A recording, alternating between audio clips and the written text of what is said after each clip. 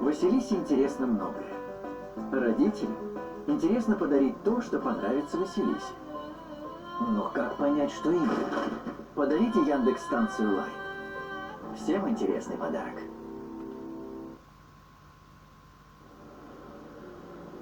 Я прошу тебя помочь им дышать.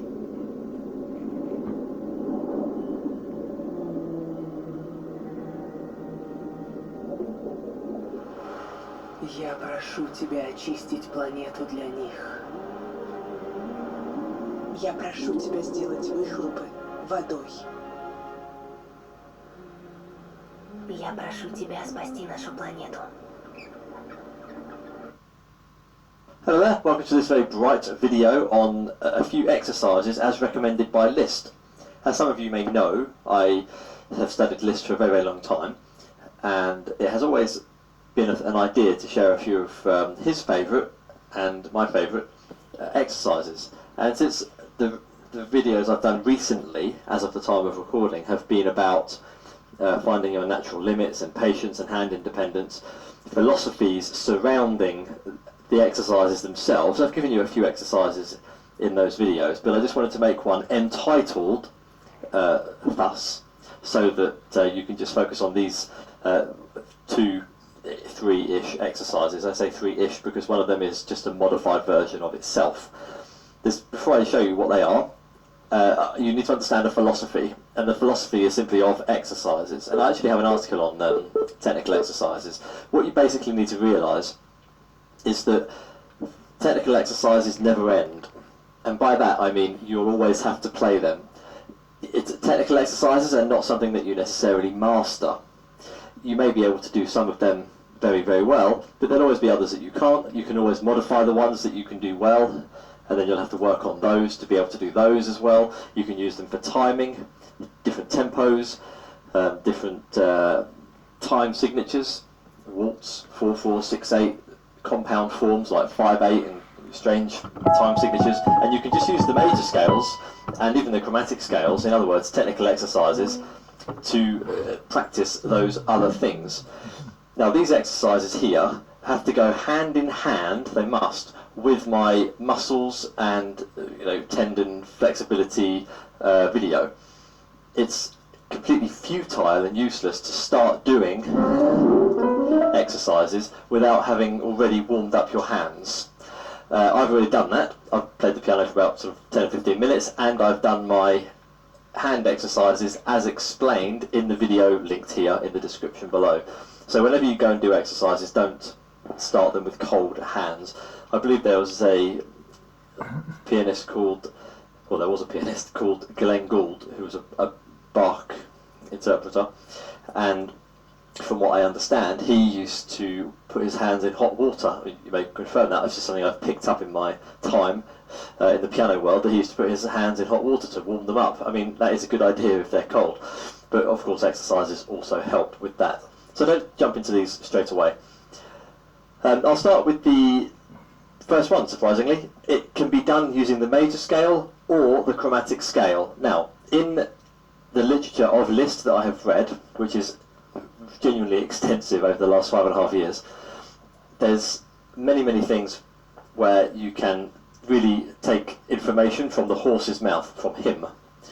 And one of them is this exercise. He said to one of his students once, so you can find Amy Faye's diary online. I suppose there's a link for that in the description below. And he simply said to her in passing, as she wrote it down in her diary, that when there were periods of time where he wasn't playing concerts and he just needed to give his fingers a bit of a warm-up, he would do this dual finger exercise.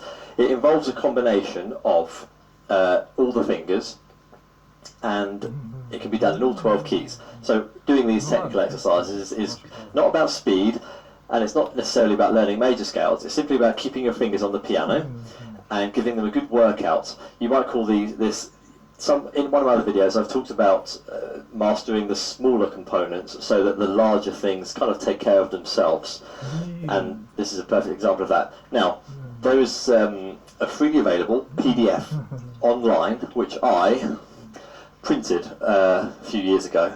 It lists technical exercises. The link is below. You can simply download it, and this has all the exercises which he created and used, and you can trust that they are reliable because they are from Liszt. I think a few of the things I'm going to show you today come from that, and they are in it. So, I'll show you the first one, and it's, so first of all, 2 hands, try to do them with your eyes closed. This goes hand in hand, like I say, with the muscle exercise video, and, I've just thought about it, the one which is called Finding Your Natural Limit. It's pointless to just suddenly go into an exercise and just say, oh, I can't play it very fast. That's not the point. Technical exercises are not about speed. They are about your dexterity and a maintaining of your ability. It's not about speed at all. Speed is a byproduct of slow practice. You don't practice speed. Speed comes with steady practice, steady persistence. So this one is using combinations of fingers. Let's start on the C here. Why not? You can start anywhere, of course. And you're going to go over 2 octaves. You can go further if you want, but 2 octaves is fine, and that's all I can show you really without knocking the camera off. And so let me demonstrate what it is with the right hand, and then I'll do it with the left hand, and then I'll do them together. And what you're simply doing is using 2 fingers, and you're going up chromatically, and or with the major scale, at your natural speed. Your natural speed may be faster than mine, it may be slower than mine. It's not about speed at all, it's about your natural limit, where you don't make mistakes, and you keep doing that. So all you're doing is chromatically going up using 2 finger combinations. So I'll start with the thumb and the index. Here I'm playing staccato. I have a video on staccato and legato. Articulation. Staccato is where there's a space between the notes. You're touching them like they are hot, like you're walking on hot coal. That's how I say it in that video. And then you can go down. And then you might use the next combination of index and middle finger. This is not going to be a video about me just playing exercises. I will be talking as well, and I'll just do it quickly.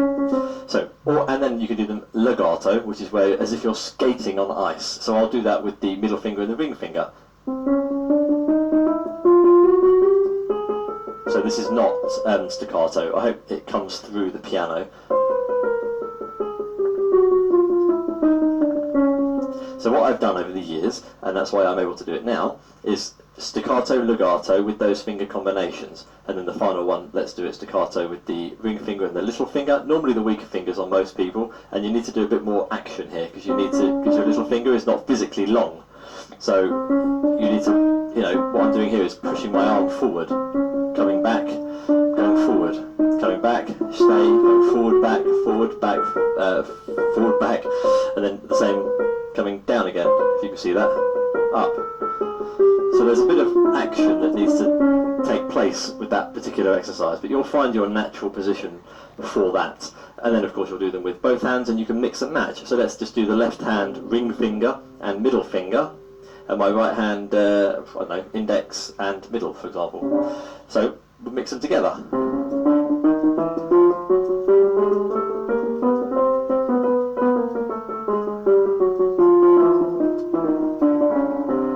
That's going a bit too fast there.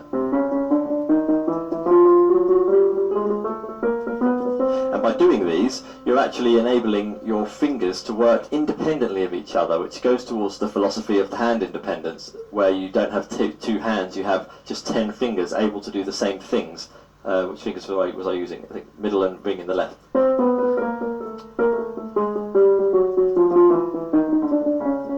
So by doing these every day, even for just 10 minutes, just going up and down 1 or 2 octaves 3 or 4 times at a nice comfortable speed, that will really give you a lot of nimbleness in your fingers. So that's one of them. Now you can do that using the major scales, and you can do that using not just 2 notes but 3. So let's just take again C major, and let's use the index, middle and ring finger, and we'll do it in 3s. And with the left hand I'll use, let's just say the middle, index and thumb on the left hand. And this I'm thinking at the same time.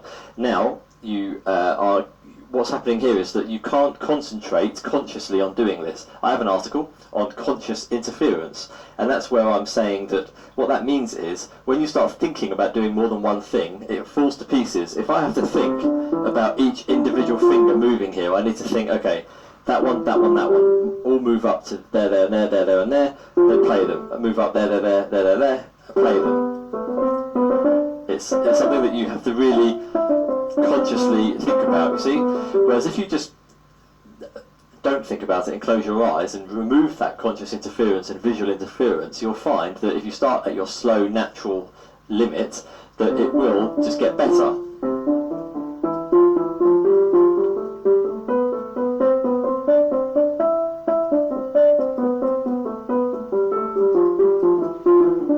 So I feel completely comfortable knowing that I'm not going to make a mistake because I'm not thinking about making a mistake. That's just an example. Let's just do something in the key of F, let's say, introduce a black note here.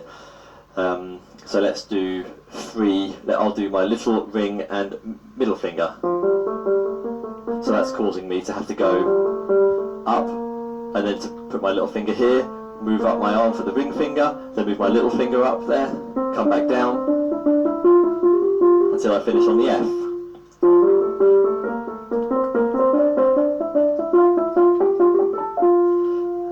That's the idea.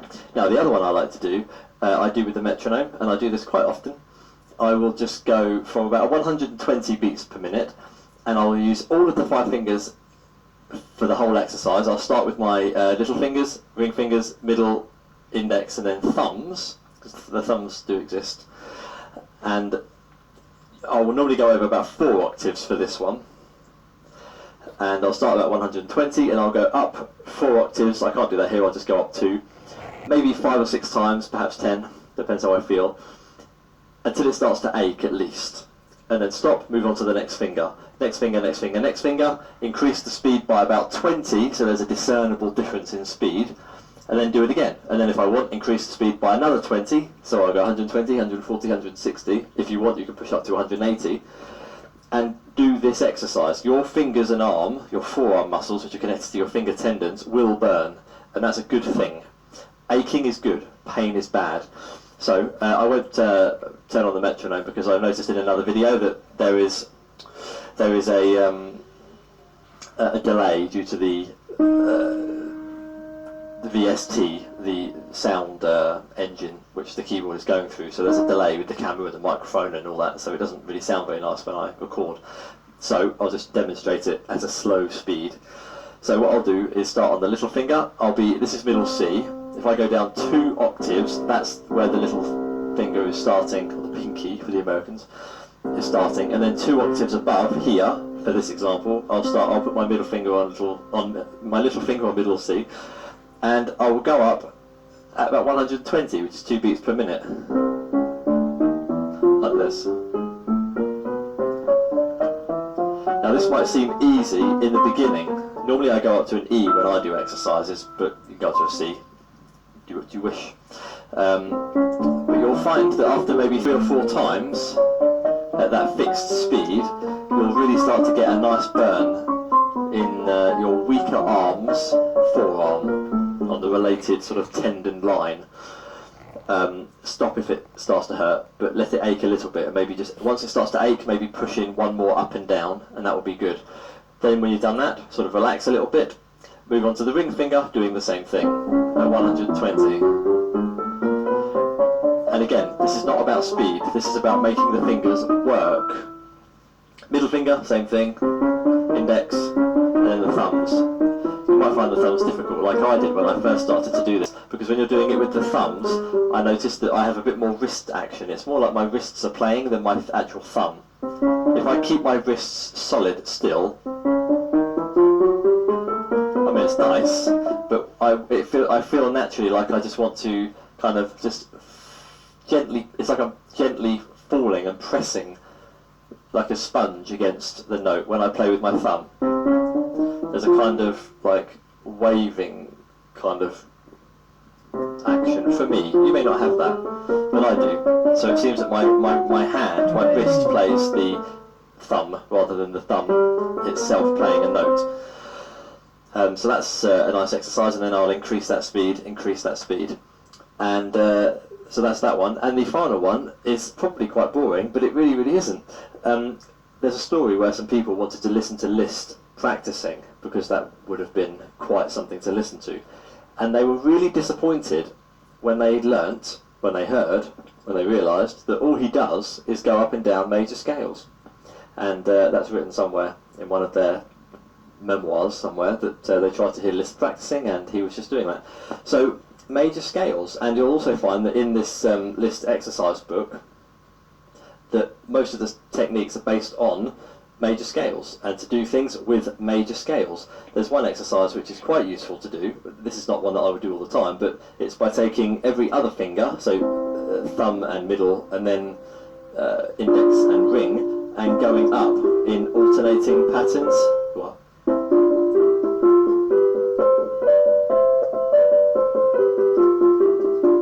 Which is quite useful. That's not something that I've done for a long time, as you can see.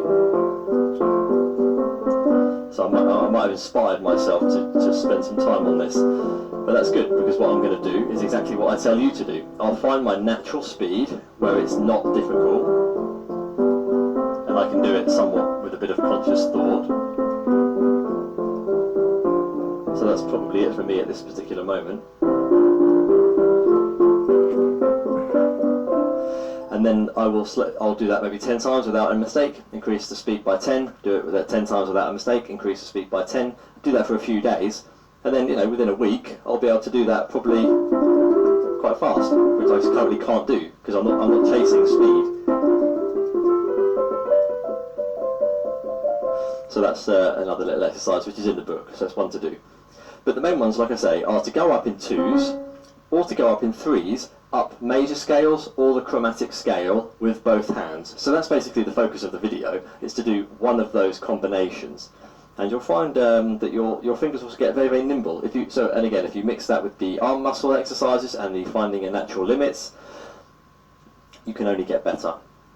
The final thing I'd like to say is that technical exercises in themselves won't make you a great pianist. They'll make you a great technical exerciser. So you have to find a balance, as always, between repertoire and actually playing or composing or learning jazz songs and improvising, and doing technical exercises. And what I normally say in my water pianism philosophy, for example, I will say that acquire what you need when you need it. And that goes for anything, of course, that you're doing. So if you're learning a piece of music, like, I'm just thinking of, well, let's just think of the most famous piece ever written on the piano, the Beethoven Feuerlied thing. The only reason I'm thinking about that is because it has a piano technique, which is the open arpeggio, the arpeggio, where you're basically playing the chord in an open style. And so if you can't currently play that piece of music, then spend some time acquiring that particular skill, open arpeggios in all the keys, doing it in minors, doing it in major 7s, doing it in minor 7s, in all the 12 keys, you see, just so that you get used to playing that way. And then when it comes to the piece of music, such as that sonata, that you know, Feuerlied, you'll have quite a nice touch. I can't believe I'm playing this, but you'll have a natural feel for that kind of playing. That's the idea. You may be learning a song. I have a video on ragtime, for example, and so there may be a piece that you're learning which requires you to play a kind of, well, this style where you play the bass with the little finger and you come up to play the chord. It may have you where you have to play jumps, and you may have a problem with that. So go away from the piece of music, find your natural limit, and just learn how to do jumps and get the feel in all the keys everywhere on the piano, and then doing it with minor chords. I'll go down here, going up to minors, D minor, E minor, F minor, G minor, for example, B minor, C minor. So you're acquiring what you need when you need it. So that's one thing. The second thing, of course, is to actually do these technical exercises as a way to maintain your dexterity. You'll never master technical exercises, there's no end to them. So don't think that it's something that you do and then you go and play the piano, because it doesn't work like that. Even Liszt, after 50 years, would still do his, dual finger exercise to prepare him for a particular concert that he might be doing. So I do consider that as quite valuable advice. I'll stop there. Hopefully that's helped you a lot. If your comments be useful, if you have any questions, subscriptions, likes, blog, books, all that stuff. And thank you very much for watching. All the best, and bye for now. Новогодняя коллекция роскошных ароматов от Kilian Paris. Получите эксклюзивный подарок по промокоду Kilian на сайте bykilian.ru при покупке от 18 тысяч рублей.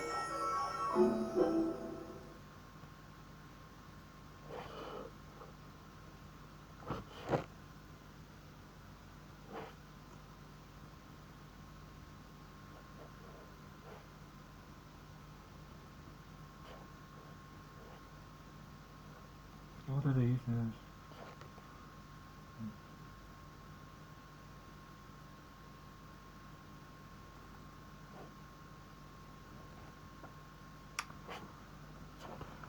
Старье все, скажи, все старье.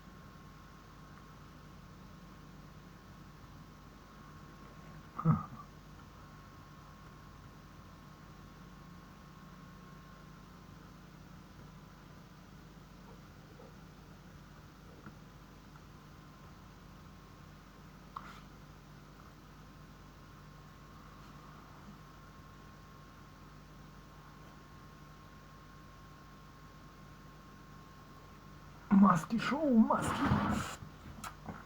Ну и что? Ну и что? И дальше что? Ну и что?